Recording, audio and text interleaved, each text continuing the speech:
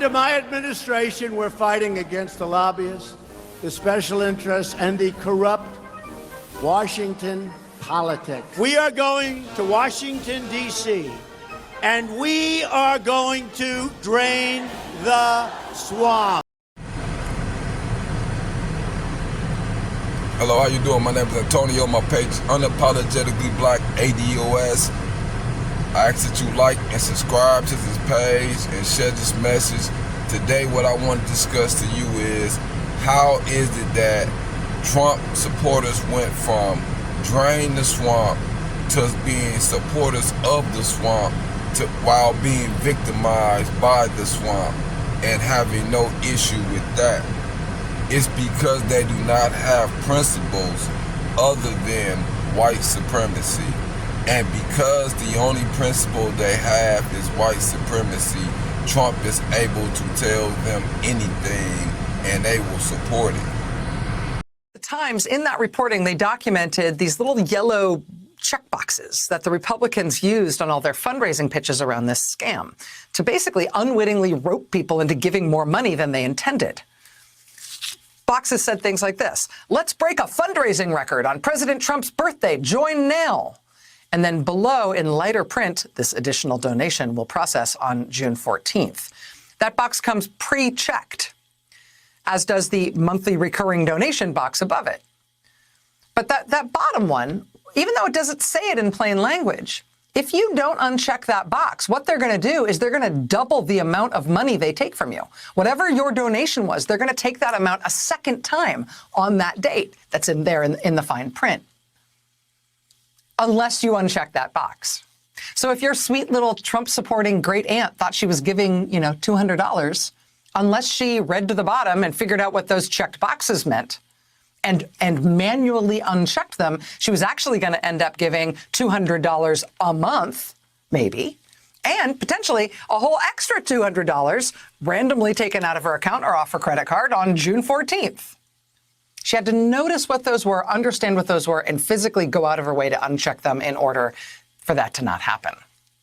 Lyndon B. Johnson once said, if you can convince the lowest white man he's better than the best colored man, he won't notice you're picking his pockets. He'll give him somebody to look down on and he'll empty his pockets for you. Donald Trump has perfected this concept and he has applied it to white Republican voters today. Or there's this one: join the president's executive club for true patriots only. And then in lighter type below, make this a weekly recurring donation until Election Day. Unless you found that, read it, decided you didn't consider yourself to be a true patriot and didn't want to be in President Trump's executive club, unless you found all those things and unchecked that box, your intended, say, $200 donation would become $200 every week, all the way through November, until you figured out they were ripping you off and canceled your credit card. First of all, you have to understand the only people sending him donations is Trump supporters. So the people that he is ripping off with this scam is his own supporters. But this should have been expected if they had did any research about who Trump was in his past. But the issue is, it's not only Trump. They've allowed Trump partners to get in on the deal, and Trump has pardoned his partners from being held accountable from scamming his own supporters. Bannon, once a top aide to President Trump, is out on $5 million bail after being indicted on federal fraud charges. Prosecutors say the 66-year-old, along with 3 others, raised more than $25 million in a crowdfunding campaign they said would go entirely to build sections of the southern border wall. It's all to support President Trump and what President Trump's trying to do to get a physical barrier on the southern border. Bannon is accused of taking nearly $1 million of that campaign to fund his own lavish lifestyle. He was arrested off the coast of Connecticut aboard a 150-foot yacht he does not own, where he was drinking coffee and reading a book. Also charged Brian Colfage, a 38-year-old Air Force veteran and triple amputee from Florida. Colfage is accused of taking more than $350,000 in donations, spending it on home renovations, boat payments, even cosmetic surgery. Bannon was a former chief strategist at the White House and one of the architects of President Trump's 2016 campaign.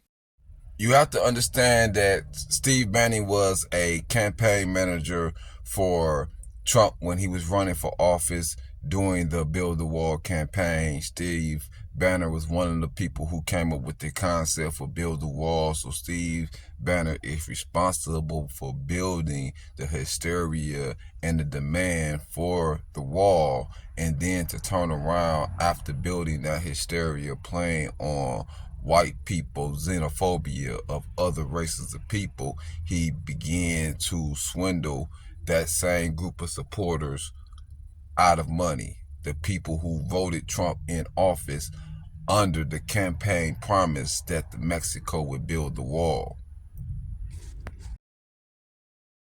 53 minutes after the hour, we would normally head straight to a commercial break right now. But there is this from the New York Times, specifically this early piece of journalism from Maggie Haberman tonight.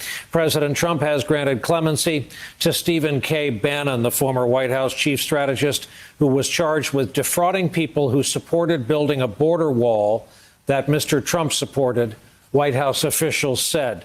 The president made the decision after a day of frantic efforts to sway his thinking, including from Mr. Bannon, who spoke to him by phone earlier on Tuesday. The pardon was described as a preemptive move that would effectively wipe away the charges against Mr. Bannon should he be convicted. He may not be the only one with pardon language like that. The rest of the allegation was that people were urged to give money which would make it to the construction of the southern border wall with Mexico. The allegation was that that money instead was funneled to personal use. It was the feds who were involved. There was this rather triumphant scene outside what I think was his initial court appearance. A lot of media, a lot of supporters across.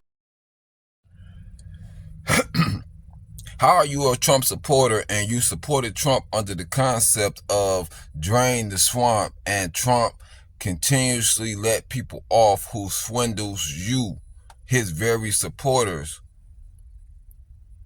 How are you considering yourself someone who is opposed to corruption when you are the very support base for the very corruption that you're complaining about?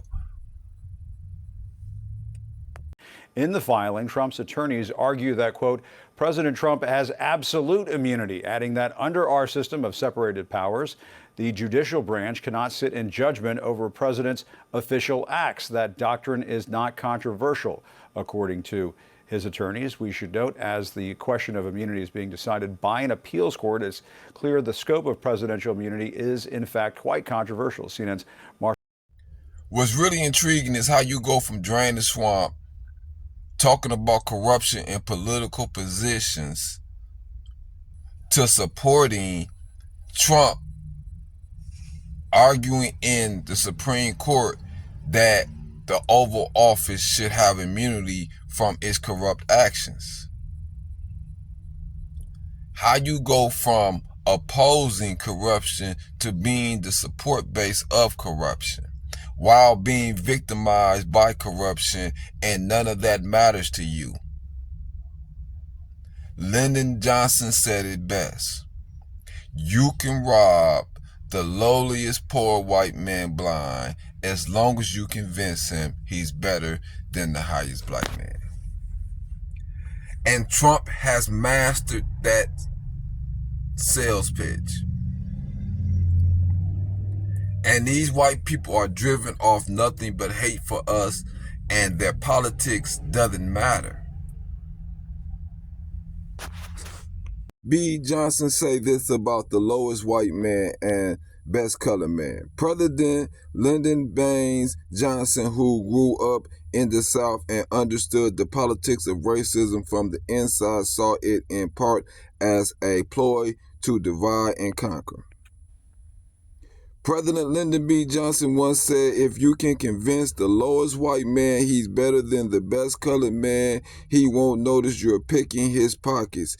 He'll give him somebody to look down on, and he'll empty his pockets for you. Donald Trump has perfected this concept, and he has applied it to white Republican voters today.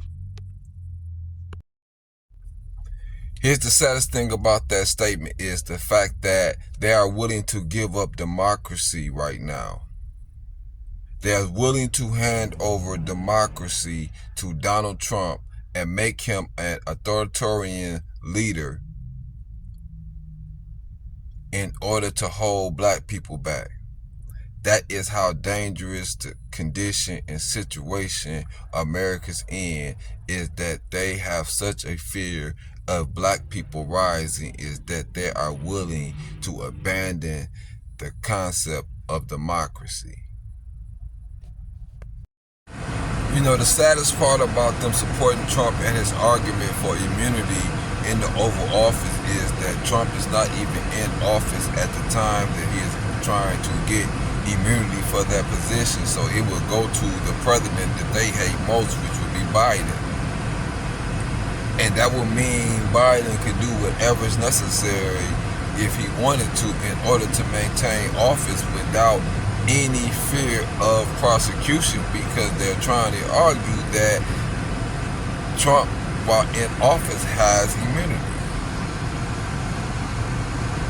See, you have to understand the ignorance of their argument, and you have to understand the reason why their voting policies, their principles, and everything that they speak of makes no sense, because it's all built off of fear and hatred of black people progress. And those are illogical emotions in order to drive or in order to govern a country off of.